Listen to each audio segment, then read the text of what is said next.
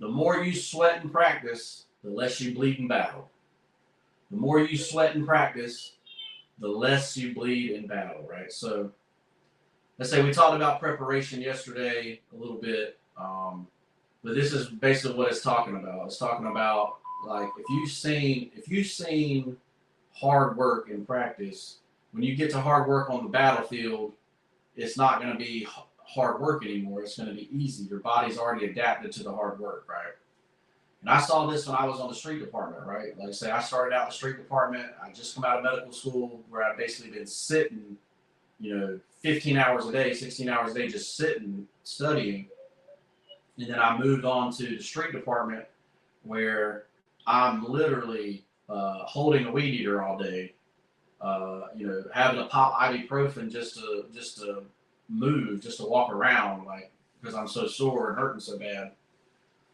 Um, but by the end of that summer, right, I was literally in the best shape of my life, right? Because even though I was working with that weed eater all day, I still went to the gym, right? I still lifted weights every day, then at night I was going to CNA class to be a CNA,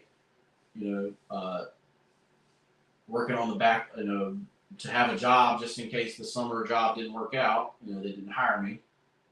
Basically, the point was is that I didn't just do what the 40 hours a week did, right? I did extra, right?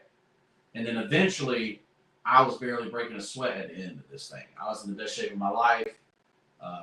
250 pounds, down 52 pounds, and able to hold a weed eater all day when, before I had to have a strap to hold the weed eater to my body because it was literally, destroying me. But,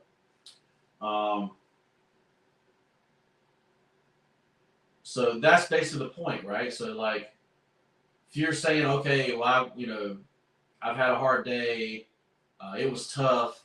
Well, it's like, shoot, let me go do a little bit extra. So eventually it's not tough anymore, right? You know, what you get used to doesn't make you bleed anymore, right? So